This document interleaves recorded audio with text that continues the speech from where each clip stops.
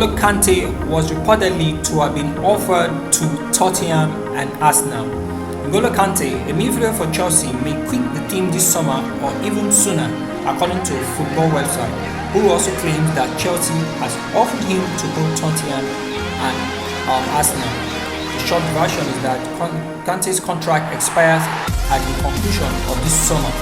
Since joining Chelsea from Premier League winners Manchester City 7 years ago, he has reportedly been in on-again, off-again negotiations, but is now demanding a 4-year deal. Chelsea is objecting to it since it will be a large expenditure for the player who is already 31 years old and has recently struggled to keep even vaguely healthy. The Blues are unlikely to extend him a new contract. So when his contract ends, Chelsea is reportedly considering just letting him walk away as a free agent while still making him available to other teams. Many teams on the continent will likely be willing to take a chance on an older, prone to injury N'Golo Kante. PSG springs to mind. However, the story asserts that Kante wants to remain in London, where he feels at home and content. That's really the extent of the Tottenham connection. Spurs and Arsenal are the two London clubs that are now playing at the highest level and are the most ambitious. Is this a reliable rumor then? Actually no, but it's not out of the question that Tottenham may have Kante fall into their lap if sudden dominance fall in proper order. Do we, however, want that to occur? When healthy, Kante is still a pretty decent player.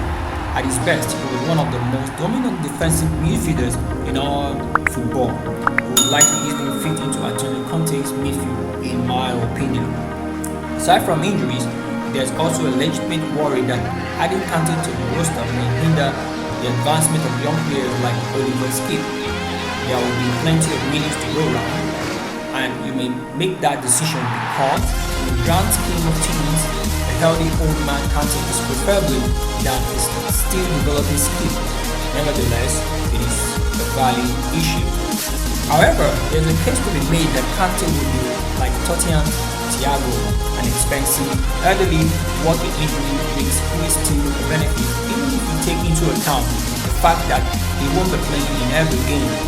Similar reasoning was used by us to sign Ivan Perisic this summer, even though the jury is currently out to whether that was worth the cost. According to reports, Kante makes close to 250k a week at Chelsea.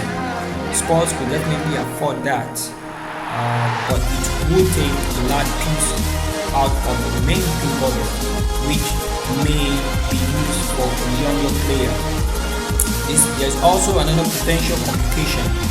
Kante is one of the Premier League players who hasn't received his COVID-19 vaccination, according to numerous reports. Unfounded rumors claim that Tottenham has a rule requiring vaccination in all club personnel, including players. If accurate, would that prevent Kante from making any potential moves? It is unclear. This could be a serious problem or nothing at all, but it's important enough to mention. I spent a lot of time writing about a rumor here that may not even materialize.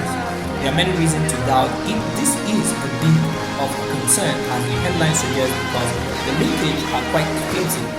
When all is said and done, the question really is whether you as a fan believe that adding a player like Kante is worthwhile.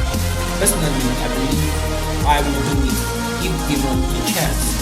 However, I wouldn't necessarily disagree with those who would make a different decision, and I fully anticipate spirited discussion on the hypotheticals in the comments. But I think we can all agree that sending Kante to Arsenal on a boss man is the worst thing that could happen, right?